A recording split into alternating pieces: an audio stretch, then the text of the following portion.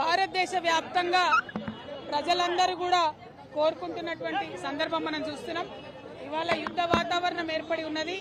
పాకిస్తాన్లో ఉన్నటువంటి 9 ఉగ్రవాద స్థానాలను ఆపరేషన్ సింధూర్ పేరుతోని మనం దిగ్విజయంగా సాధించుకోవడం వీర జవాన్లందరికీ కూడా ఒక స్ఫూర్తినిచ్చే విధంగా, వారి వల్ల మనకు ధైర్యం, వారి వల్ల మనకు రక్షణ, మన వల్ల వారికి మరింత స్ఫూర్తి రావాలని చెప్పి మనస్ఫూర్తిగా కోరుకుంటూ ఇవాళ తెలంగాణ జాగృతి ఆధ్వర్యంలో పెద్ద ఎత్తున ర్యాలీ నిర్వహించడం జరిగింది. మరి ఇవాళ మనము పాకిస్తాన్ ఉగ్రవాద స్థావరాల మీద దాడి చేస్తే పాకిస్తాన్ ఏమో తిరిగి మన ఎయిర్పోర్ట్స్ మీద దాడి చేయడము, సివిల్ ఎయిర్పోర్ట్స్ మీద దాడి చేయడము, ఇవన్నిటిని కూడా మనం గమనిస్తూ ఉన్నాం. వీటన్నిటిని కూడా చూస్తూ మన భారత సైనికులందరికీ కూడా మద్దతుగా సంఘీభావంగా ప్రతి రాష్ట్రంలో ప్రతి చోట కూడా నిజానికి పెద్ద ఎత్తున ర్యాలీలు జరగాలి. నేను తెలంగాణ జాగృతి కార్యకర్తలకు పిలుపునిస్తూ ఉన్నాను. రాష్ట్ర వ్యాప్తంగా కూడా మీరు సంఘీభావంగా సైనికులకు కార్యక్రమం చేయాలి. ఈ సమయంలో దేశంకి తోడుగా మనం కూడా నిలబడాలి. అక్కడ వాళ్ళు నిలబడి ప్రాణాలు ఇస్తుంటే మనము దానికి అర్హత పొందినటువంటి నాగరికులుగా వారికి సైన్యానికి మద్దతుగా ఉండాలని కోరుతా ఉన్నాను. ఎట్ ద సేమ్ టైం ఒక పక్క యుద్ధ వాతావరణం ఉంటే మరి ఇక్కడ మనం మిస్ వరల్డ్ పోటీలు కండక్ట్ చేసుకుంటా ఉన్నాము. నేను మిస్ వరల్డ్ పోటీలను వాయిదా వేయవలసిందిగా ప్రభుత్వాన్ని విజ్ఞప్తి చేస్తూ ఉన్నాను.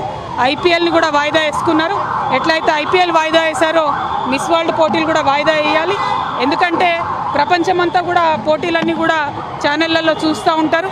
మరి ఒక పక్క భారతదేశంలో యుద్ధం జరుగుతుంటే ఇంకొక పక్క ఈ అందాల పోటీలు పెట్టారని చెప్పేటటువంటి అపవాదు మన రాష్ట్రానికి వస్తుంది. కాబట్టి ఆ అందాల పోటీలను కూడా వాయిదా వేయాలని చెప్పి నేను మనస్ఫూర్తిగా డిమాండ్ చేస్తూ ఉన్నాను.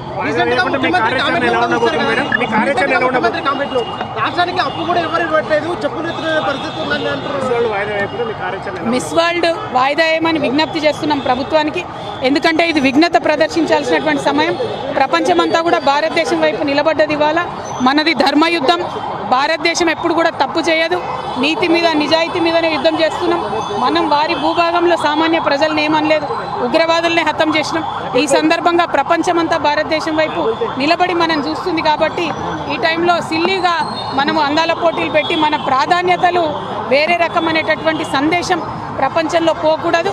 అది ప్రత్యేకించి మన రాష్ట్రంలో జరగకూడదని నేను ఒక మహిళగా విజ్ఞప్తి చేస్తూ ఉన్నాను. వాయిదా వేసుకోమని నేను కోరుతా ఉన్నాను. రీసెంట్గా ముఖ్యమంత్రి కామెంట్లు కూడా చూసినారు. రాష్ట్రంలోకి అప్పులు పుట్టట్లేదు, రాష్ట్ర ఆదాయానికి సంబంధమైన విషయాల్లో కూడా మాట్లాడింది. అంటే ఒకటే అండి, ముఖ్యమంత్రి గారికి రాష్ట్ర ఆదాయాన్ని కంట్రోల్ చేయడం రాకపోతే వారు ఇచ్చినటువంటి హామీలను ప్రజలకు నెరవేర్చేటటువంటి పరిస్థితి ఆయనకు లేకుండే. ఆయన తప్పుకోవాలి, పదవి నుండి రాజీనామా చేయాలి.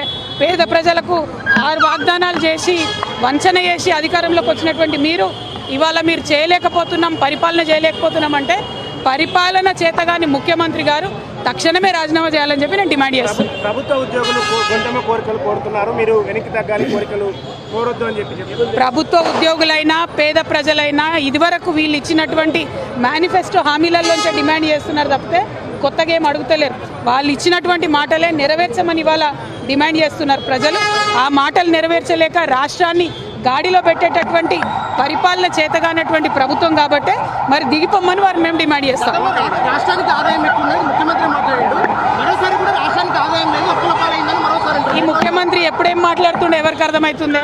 అధికారంలోకి వచ్చినాక ఆయన ఒక తీరు మాట్లాడిండు, రాకముందు ఇంకో తీరు మాట్లాడిండు. ఇప్పుడు నిన్న మొన్న మరీ దారుణంగా రాష్ట్రం యొక్క ప్రతిష్ట దిగజార్చేటట్టు రాష్ట్ర ముఖ్యమంత్రి నన్ను చెప్పుల దొంగను చూసిరని ఆయన్నే అనుకుంటే మరి ప్రజలందరూ కూడా నవ్వుకుంటున్నారు. మాకు ఇదేం కర్మరా ఇట్లాంటి ముఖ్యమంత్రి వచ్చిండని బాధపడే పరిస్థితి ఉన్నది.